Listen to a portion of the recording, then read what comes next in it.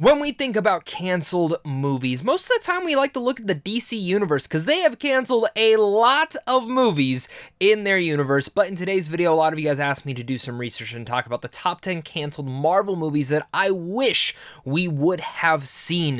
This is going to be a fun video, guys, so make sure to comment down below your guys' thoughts on what films you wish could have made it, as well as hit that like and subscribe button for more content like this. So without further ado, let's dive right into this. Coming down at my number 10 is the X-Men Origins Magneto original movie. Now, in fact, this was actually supposed to be what First Class was initially concepted as, but ended up becoming more as an origin story for not just Magneto, but Professor X. Now, personally for me, I would have actually liked to have gotten both separate movies and then had it be combined into First Class, but again, their origins are very close together, and First Class is actually my favorite X-Men movie when it comes down to the team films themselves.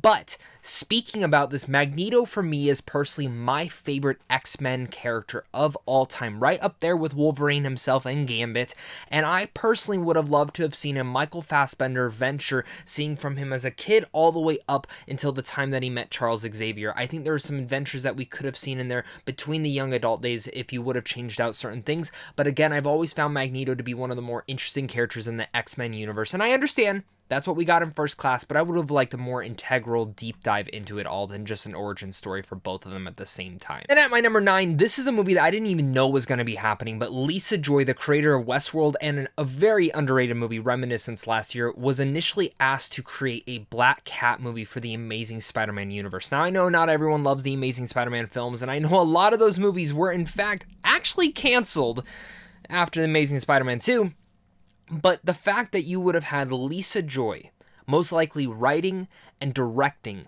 a Black Cat film for the Sony Cinematic Universe, that is actually a really great idea. Now, while I personally do not think they should be doing spin-off films for like Black Cat and Silver Sable, I think those should all be contextualized in the Spider-Man universe first, then if they are interesting enough characters, then bring them out and give them their own films, or if you have a story to be told.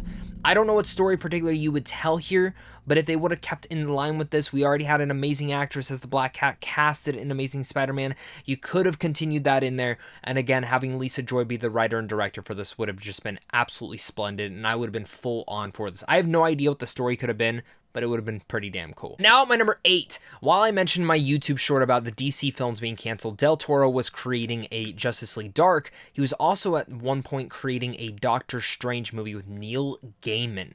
Yes, Neil Gaiman, the famous author who also created The Sandman, which the show just came out on Netflix.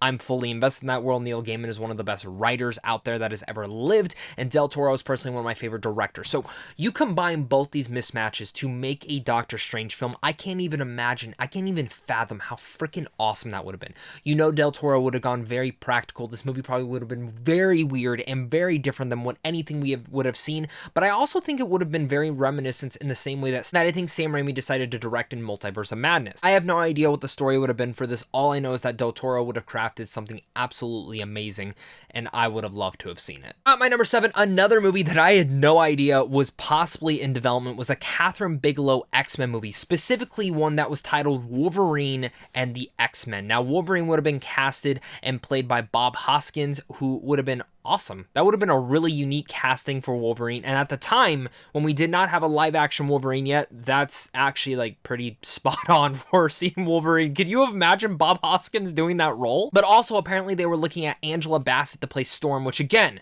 Angela Bassett as Storm would have been great, which just goes back to my theory. Please, Marvel, I would love to see Angela Bassett in the Black Panther suit for just this Black Panther Wakanda Forever, for her to take on that mantle for her son. That would be freaking awesome in the role. But let's dive back into that other thing I was talking about. An Academy level director actually taking on the concept, and the person who actually made Point Break during the time period of this, I actually think Catherine Bigelow would have done an amazing job with an X-Men film, and I still would like to see this happen today. Obviously, Bob Hoskins has passed away, and Angela Bassett is now in the Black Panther world, so this wouldn't happen. But honestly, if they were to say, hey, you want to do an X-Men movie? I'd be totally down for it to see her do it. And at my number 6, we have Channing Tatum's Gambit. Now, I've always loved the character of Gambit. Ever since the X-Men 90s show, that there's just been something about this character that's really gravitated to me, specifically in the way that he is with his chemistry and his charisma with every other one of the characters going around him.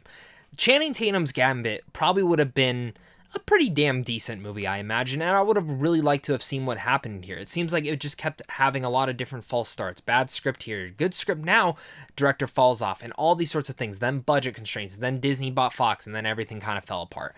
I'm still open to the idea of actually Channing Tatum playing Gambit, and I would really like if in the MCU Kevin Feige's like, Channing, extended the offer, do you want to come play Gambit and be our Gambit for this world? I think that would be great. I also would not mind seeing Gambit team up with Ryan Reynolds' Deadpool in the future, but again, looking at this movie, I'm a big fan of Channing Tatum and directly where he has gone in his career now, and I think he's really elevated everything to that nature, so I would have really liked to have seen this. Of course, before we get to my top 5, guys, I just want to remind you guys to leave your thoughts down below. What canceled MCU or Marvel movies do you directly want me to talk about in the future? I also have a couple shorts coming up in the near couple of days, or maybe even today if I get to the chance to making them, which is talking about some MCU characters that could die in the MCU this phase, as well as some Marvel movies and characters that I wish we'd actually get to see in the MCU, whether it's in a show, a movie, or maybe they just get their own shows together, and some other more longer formatted videos talking about some of these canceled movies and maybe a little bit more of one I want to see. If you're interested in that, again, hit that like and subscribe button, but let's get back to the video. Number 5 is the Inhumans MCU debut. Now, obviously, this film has been canceled. It was supposed to be back in phase 3, I think taking place in between Avengers Infinity War and Avengers Endgame. Do not quote me on that, but I will have the picture up so you guys can actually see what the official announcement had. Then, of course, the show got announced. Show came out. It was absolutely god-awful. But we just had Black Bolt in the MCU. Black Bolt showed up in Doctor Strange Multiverse of Madness, and I was really fascinated with that. Then one of my friends referred me to a couple Inhumans comics, read a couple of them, and I'm like, this is like freaking Game of Thrones. Like, in some way, shape, and form, there are some amazing moments in Inhumans, and I'm like, this would be fascinating to see in a movie. I also think it would be fascinating to see Kevin Feige actually take on and tackle a show with the Inhumans, but nonetheless, this is something I actually wish Kevin Feige would have had a hand on instead of getting that awful TV show and seeing how this could have been connected to the MCU. Could you imagine where the Inhumans might have gone in Endgame and stuff like that?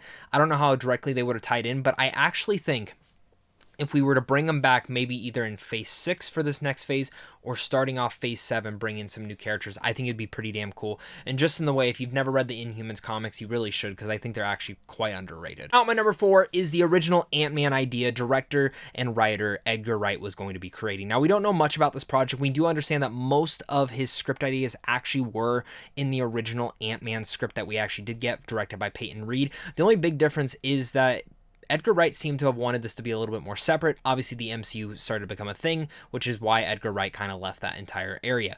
And I honestly would have loved to see a heist film directed by Edgar Wright with the Ant-Man powers, and I think it would have been pretty damn amazing to have gotten something like that. Obviously, we've seen what he can do in a heist film with Baby Driver, which Baby Driver is an awesome movie, in fact, as well.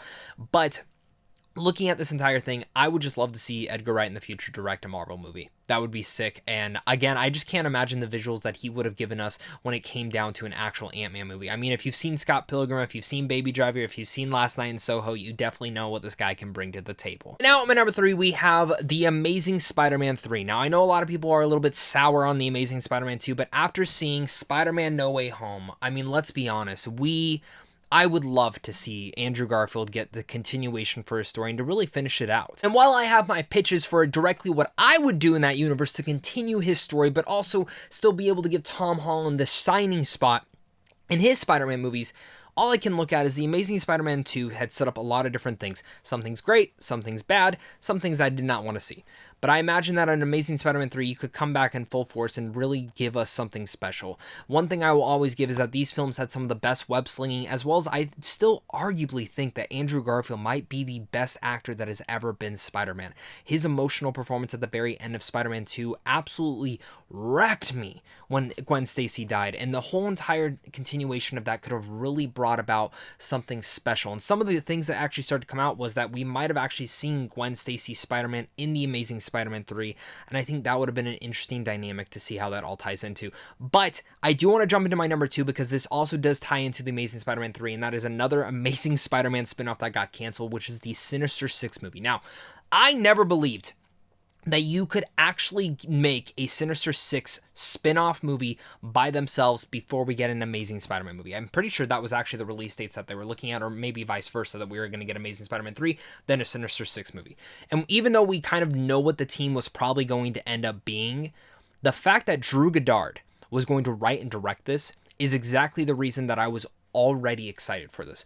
I know Sony has made crap, but when you get a fantastic director and writer in there like a Drew Goddard, and if you haven't seen his 2 previous movies like Cabin in the Woods or Bad Times at the El Royale, those would just show you how great he is at intersplicing different characters into a story and making you care and making unique concepts actually really work. I think he could have pulled off a Sinister Six movie. I wish we had more details on this. I wish we could have seen this movie come to light, and maybe one day we actually will. Maybe he'll get to come back and revisit his script, but change out the different world that he's playing around in. Maybe they'll do it with the Venom verse or whatever they're deciding to do. I just hope they get their shit together, but I think a Sinister Six movie would have been absolutely awesome with Drew Goddard behind it. Again, it could have been crap, but it's something I'm a little bit optimistic about. At my number 1, of course, we have Tobey Maguire's Spider-Man 4, which was very in early development. Sam Raimi was writing the script. They were not ready, and Sony was just like, well, we're just going to pull the plug and reboot the entire universe, and that's exactly what happened. And I'll say this, they had John Malkovich, who was going to play the Vulture, which would have been a really good casting for it. We most likely would have gotten some other elements in the Spider-Man world. We would have had Bruce Campbell play Mysterio in the beginning part of this, which would have been awesome to see how Sam Raimi was going to handle Mysterio in there. And honestly, for me, I wish it would happen. It's probably never going to. I think this is more of a case where we are possibly more likely to see another Amazing Spider-Man movie or something with Andrew Garfield's character solo spin away from Tom Holland than ever getting something else with Tobey Maguire. And I don't know which one I would rather see, but I think for me, this original idea, I think, could have really much redeemed and started off the next trilogy of Tobey Maguire Spider-Man movies. And it sucks that Sam Raimi never got to really complete his vision for what he wanted to see. Spider-Man 3 was so studio meddled, and it seems Spider-Man 4, he was trying to get something perfectly so that way he can give the fans and redeem, I feel like, himself, but as well as to the whole fan base of what we were gotten from Spider-Man 3. But other than that, guys, that's going to be my top 10 Marvel movies that were canceled that I wish we could have seen. Let me know down below what your guys' thoughts are down below there. I'm really curious to hear your guys' thoughts. Go check out my DC video as well. Make sure to look out for a couple other Marvel shorts coming up soon. Thank you so much again, and of course, until next time, stay classy.